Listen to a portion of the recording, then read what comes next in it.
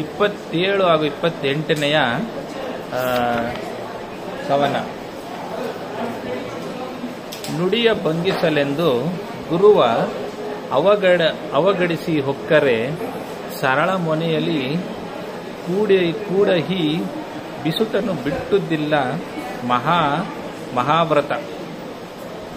ಸ್ಥಿತಿಯ ನುಡಿಯ ಮೀರಿದ ನಮ್ಮ ಶಿಷ್ಯನ ನೋಡಬಡಿಸಿಕೊಳ್ಳೆಂದು ನಾರಿಗೆ ನುಡಿದು ತನ್ನಾಶ್ರಮಕ್ಕೆ ಸರಿದನು ಪರಶುರಾಮ ಮುನಿ.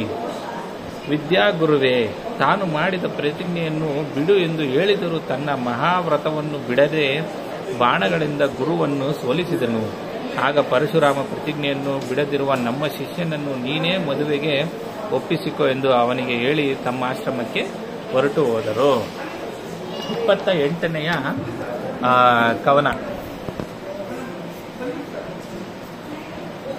ಅಂಬೆ ಭೀಷ್ಮನ ಬೈದು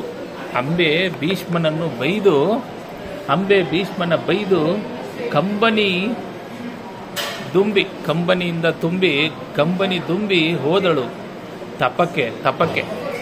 ಅಂಬೆ ಭೀಷ್ಮನ ಬೈದು ಕಂಬನಿ ದುಂಬಿ ಹೋದಳು ತಪಸ್ಸಿಗೆ. ಬಳಿಕ ಅಂಬಿಕೆ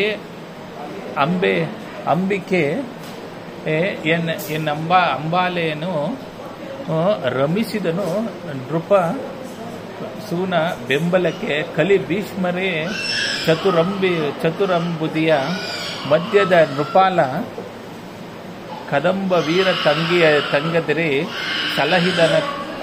ಸಲಹಿದನು ಅಖಿಲ ಭೂತಳವ. ಅಂಬೆ ಭೀಷ್ಮನನ್ನು ಬೈದು ಕಣ್ಣೀರು ಸುರಿಸುತ್ತಾ ತಪಸ್ಸಿಗೆ ಹೋದಳು. ವಿಚಿತ್ರ ವೀರ್ಯನು ಅಂಬಾಲಿಕೆಯೊಡನೆ ಸಂಸಾರ ಮಾಡುತ್ತಾ 4 ಸಮುದ್ರಗಳ ಮಧ್ಯವಿರುವ ಭೂಮಿಯ ಎಲ್ಲಾ ರಾಜರು ಇವನಿಗೆ ಆದುದು. ಮಹಾ ಪರಾಕ್ರಮಶಾಲಿಯಾದ ಭೀಷ್ಮನು ಬೆಂಬಲಿಸುತ್ತಿರಲು ರಾಜ್ಯವನ್ನು ಆಳುತ್ತಿದ್ದನು. ಧನ್ಯವಾದಗಳು.